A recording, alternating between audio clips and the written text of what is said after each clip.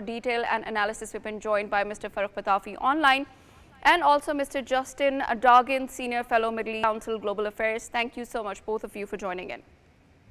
Thank you for having me. Mr. Dargin, talking about Pakistan, we all know the kind of efforts Pakistan has put forward to bring in these two adversaries on the negotiating table. And of course, we also know the extension of the ceasefire. How do you think the Pakistan's engagement and its reliance on the diplomatic, side has really bring in an effort when it comes to the extension of the ceasefire? Well, I think that Pakistan has had an enormous impact in at least attempting to build trust between the belligerents, between, of course, Iran and the U.S. But you see, I think the fundamental issue is that the two sides, when you look at Iran and the U.S., they are fundamentally at different sides of the spectrum. Now, the U.S. Wants to have, of course, a total nuclear dismantlement of Iran's, of course, nuclear program. And then, of course, Iran states that it is able to have the right to enrich uranium on its territory. So unless the nuclear file is comprehensively dealt with during these negotiations, then I think that there can be no lasting peace nor ceasefire. And we also have to remember in 2015 with the nuclear deal between the U.S. and Iran, this took about 2 years in total for that agreement to come into existence. So it's really unlikely for there to be some type of comprehensive nuclear deal that will create the conditions for lasting peace just within a few weeks or a few months. It does not seem likely from this side. Although Pakistan has really stepped up to the plate and has shown that it is able to play the role of a neutral arbiter in terms of crises in the region. Also, Mr. Dargin, how important do you think, we were talking about the nuclear ability of Iran, but there is now this war going on in the control of the Strait of Hormuz as well, and there's so much divergence that we see. How can they really come together on one page looking at the amount of mistrust that these parties have? Well, one of the issues I think is sequencing and saving face. So no side wants to look as if it has buckled under coercion, whether that's the side of the U.S. Through Iran being able to fundamentally control the Strait of Hormuz, or Iran under consistent bombardment by the U.S. and Israel. So it's really face saving. I mean, for each side to go back to its own constituents and to say, look, we haven't buckled under pressure. But then also sequencing, that's one of the issues. So we see that the U.S. has implemented a blockade of the Strait of Hormuz in order to put more economic pressure on Iran. And then, of course, as a consequence, Iran states that it's not going to open up the Strait of Hormuz and that there is no viable ceasefire as long as this blockade is in existence. So the thing is, you really have to look at how can these sides engage in a trust-building exercise that they are able to compromise, but at the same time, they're able to slowly build up trust step by step. So I think that this is really the fundamental issue. And then once that is done, so let's say opening up the Strait of Hormuz for commercial traffic, then you can start to deal with the issue, which is really the ground of everything, which is the nuclear file of Iran. Right. Right. With your permission, Mahim, let me ask a question as well. Mr. Dargin, since we are talking about extension of ceasefire, and you're right, we have a ceasefire without any deadline. And here it seems that the problem with this whole idea is that there are two sides, both want peace and solution, but both cannot, as you pointed out, confess to that. Do you think that in such a situation, such a volatile environment, the ceasefire will be able to hold until there are talks? Well, see, it really depends. You see, the blockade is one of the stumbling blocks, and Iran considers that to be a violation of the ceasefire. Although, again, from the side of the U.S. also demands that commercial traffic is also able to be transit unimpeded throughout the strait. So the thing is, again, this is one of the major stumbling blocks, at least for both sides to be able to even sit down and discuss the nuclear file, is that how would they be able to have trust enough for the U.S. to be able to remove the blockade on the Strait of Hormuz, and then also for Iran to allow unimpeded traffic. Now, we also have to remember that this is where Iran's power lies in terms of these negotiations by the fact that it's able to control the Strait of Hormuz. And we have to remember that Iran does not need to have 100% control over the Strait of Hormuz. The issue is that it only has to have enough fear for, let's say, countries that or shipping companies that want to transit the Strait of Hormuz, fear that there are mines or that they may be attacked. I mean, so this is fundamentally the main bargaining chip that Iran has is the Strait of Hormuz. So Iran is quite hesitant to give that up. Right. Mr. Dargin, as you mentioned that both these parties need to go step by step, how, in your expert opinion, can this be possible? Because if we look at the ceasefire extension, even it comes with a blockade that remains there, that is basically designed to put pressure. So how can, we talk about negotiations when at the same time we are kind of putting pressure militarily? You see, that's very difficult. I mean, so Iran did announce, at least for on a few occasions, that traffic was able to resume on the Strait of Hormuz. But you see, the issue is that it wanted to assert its control over the Strait of Hormuz, and also it indicated that it would set up some kind of tolling framework or so.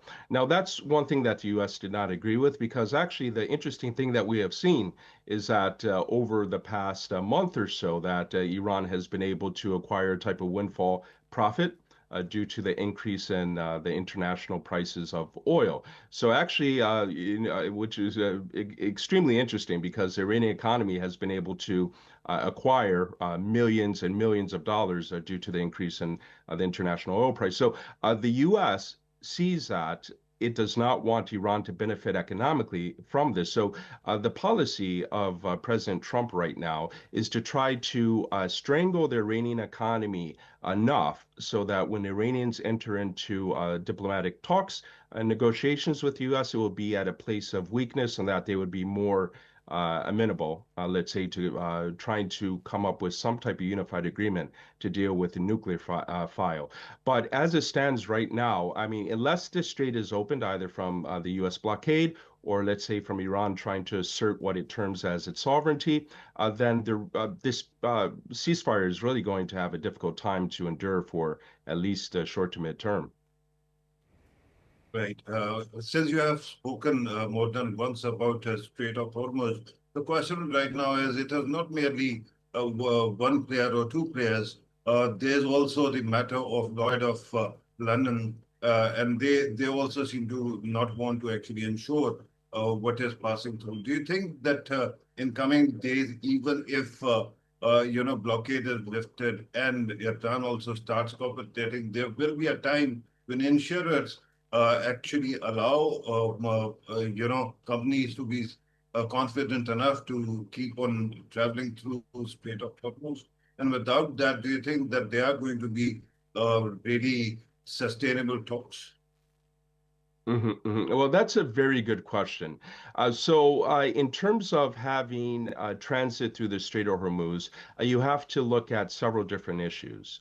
One, of course, is the fact that many crews do not feel safe to transit. So that's an issue of physical safety, even if we don't look at what their insurance or even transport rates or freight rates rather. And then, of course, another issue are basically the financial. So what we call that is a geopolitical risk premium. So that means the additional cost that is factored into any shipments from the Strait of Hormuz. So what we're going to see is that even if there is an announcement that the Strait of Hormuz is open for traffic, there's still going to be this geopolitical risk premium that's going to be baked into the logistical chain. It's going to be baked into any shipments of not just oil, but also natural gas, through LNG and also other products as well.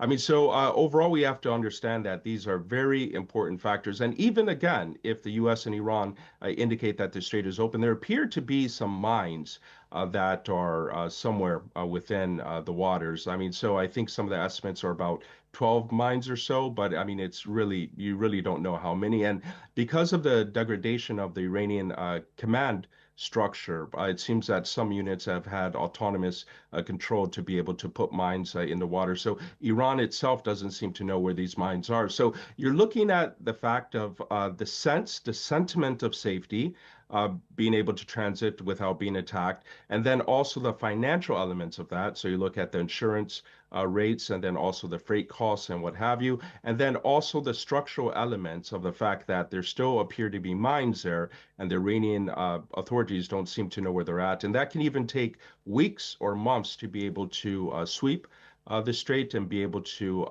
diffuse the mines. Right. Mr. Dargin, I would like to go to the earlier point that you mentioned. You talked about saving face. Now, let's consider this. Both sides are saving face. We're talking about midterm elections in the US. There's a lot of domestic pressure coming from the US.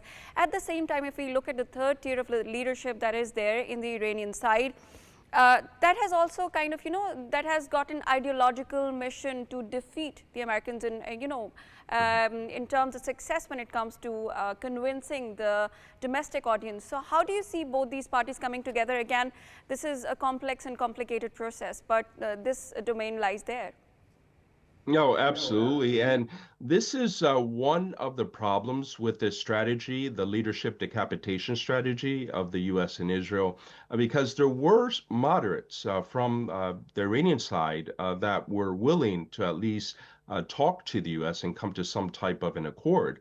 But with the decapitation of much of the top level leadership, even many of the moderates, I mean, so you do have the emergence now of, let's say, the more hardline faction, which is affiliated with the IRGC.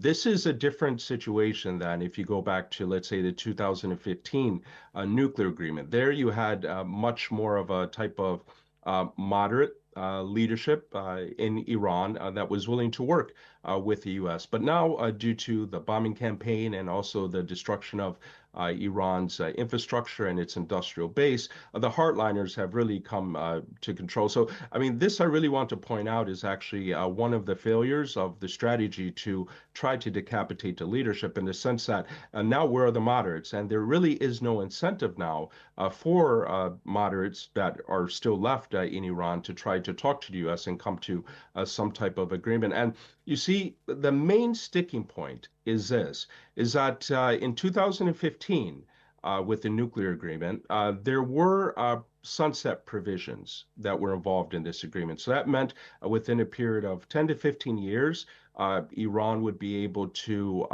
not have as many curbs on its nuclear program and would be able to increase its enrichment, of course, aligned with the Nuclear Nonproliferation Pact. So these sunset provisions were actually going to end quite soon. So this is really a timing issue, because Iran does have the technical know-how on how to create nuclear weapons if it wanted to. But the thing is, the U.S. wants to have a much longer time frame, so even 20 plus years. But Iran states, of course, that that is a sovereignty issue. So a grand bargain can occur, but it really has to deal with compromises on both sides. So perhaps you would have to reduce the time period of about 10 to 15 years or so of when the Iranians would be able to enrich uranium, and then also keep curbs on how much uranium that they are allowed to enrich at about 3.67%, which is for civilian use. And then perhaps their current stockpile of 60% enriched uranium would be able to be held with a third-party state, such as Oman, under IAEA supervision. So, I mean, these could be some of the beginning steps in terms of dealing with the nuclear file, which is at the heart of everything. You spoke about, I'm sorry, you spoke about the flaw in this strategy to dictate the leadership. And once sees the cost already, it becomes very difficult to actually hold consensus. Now, so far, we have heard that Iranian side keeps on asking for guarantors. The question is, who is going to guarantee from the Iranian side? And could you, although you have spoken a bit about the contours of the 10th bargain, could you actually speak at length? What do you think is possible when it comes to compromise? Right. Well, I mean, for a grand bargain, one of the major, or what I would say is that, okay, if you compare it to the 2015 agreement, is that the 2015 agreement, it dealt only with the nuclear issue. So it did not deal with Iran's ballistic missiles program, and it also did not deal with Iran's support for regional proxies. So this is one of the reasons as well, in addition to the sunset provisions that I stated earlier. So if you look at the ballistic missiles program, and then also if you look at the support for regional proxies, and these additional issues that were tacked on by the Trump administration, the Trump administration views these as being issues that have to be included within any type of lasting settlement.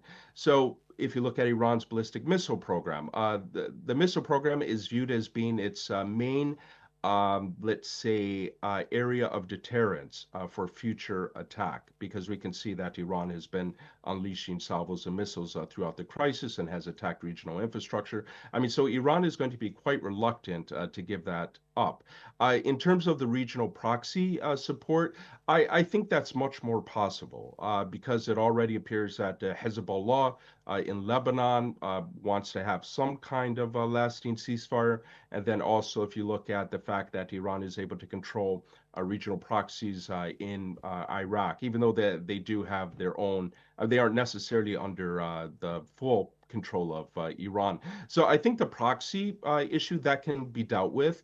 The Strait of Hormuz, of course, that is one of the initial stumbling blocks that needs to be addressed before you can comprehensively address the nuclear file. But for a grand bargain, again, it would really have to deal with what level of enrichment Iran is able to have, and what is the fate of its 60% enriched uranium, which is about, I believe, nearly 1,000 pounds or so. So, what would be the ultimate fate of that? Will Iran be able to give that up to be, let's say, held by a third party state or not? I mean, so if you deal with these issues in terms of the nuclear file, if you look at what is Iran willing to give up in terms of nuclear enrichment on its soil, and then also in terms of its stockpile, then you would be able to come up with something. So Grand Bargain would have to deal with that. So the U.S. appears to be willing to deal with some type of framework where you could have 10 to 15 years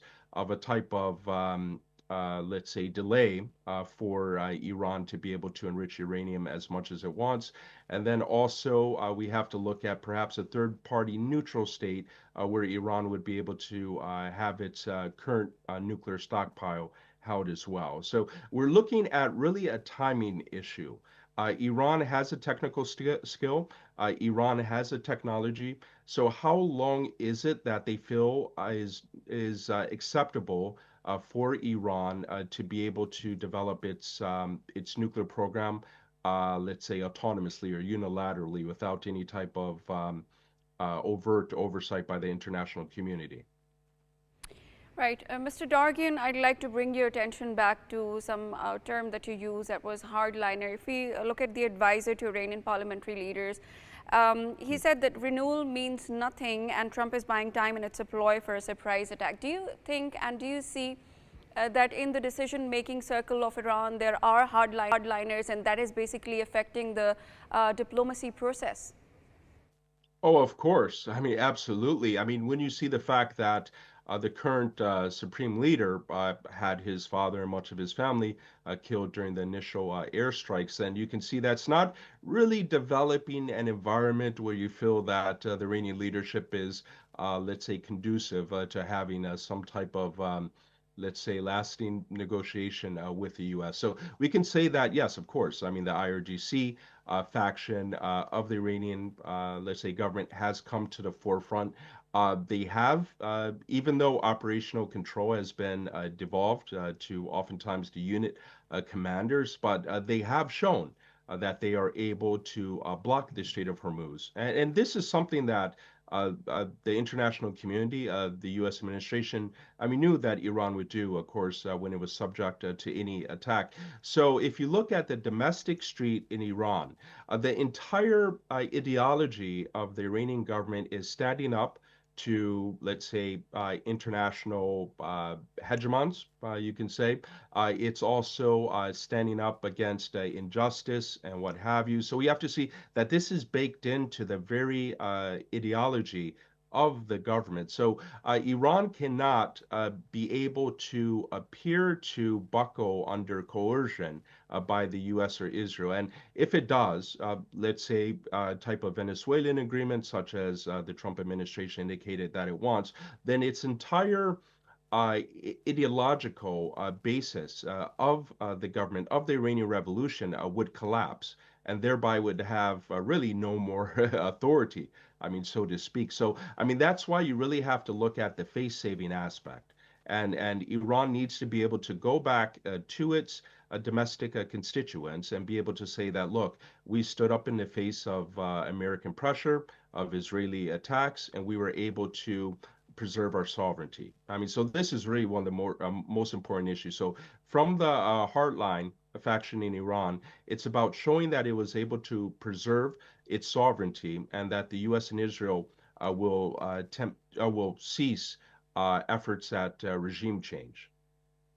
You spoke about the hardliners in Iran. There are many variables. Are there not? For example, Israel is a key player. It was one of the countries attacking Iran. And then there are GCC countries which must be getting tired of the blockade as well. Do you think that in the current situation, one should actually keep on looking at the possibility of peace, or there's a possibility that all things actually fall apart very quickly and escalation takes place and we end up once again with war? Hmm, hmm. Well, I mean, of course, peace is what the international community needs. It's what the international economy needs. I mean, as we can see what has been happening in Asia in the sense of just a severe economic disruption. I mean, so I mean, everyone actually at some level wants to have peace, although it's actually peace on what terms. I mean, so we have to look at this is an issue of who would be able to absorb the most pain before giving up or being able to compromise the most.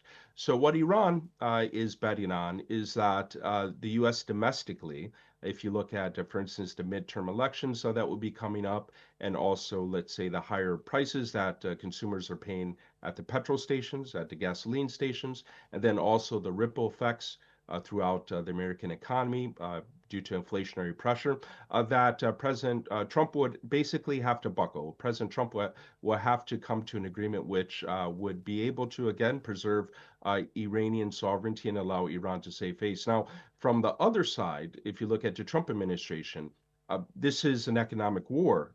First and foremost, if you look at the blockade of the Strait of Hormuz, if you look at the fact that Iran's industrial base has been targeted, uh, even if you look at how many bombs were dropped on Iran, uh, the actually the bombing of Iran has been the most bombing within such a short period that the U.S. has ever engaged in. I mean, even if you look at the U.S. theater of war in World War II. I mean, so you can see that the economic decimation of Iran, this was something that was viewed as being one of the strategic priorities of the Trump administration. So what we're looking at overall is who can basically absorb, which side absorb the most economic pain before they would be able to deliver, let's say, more acceptable concessions to the other side.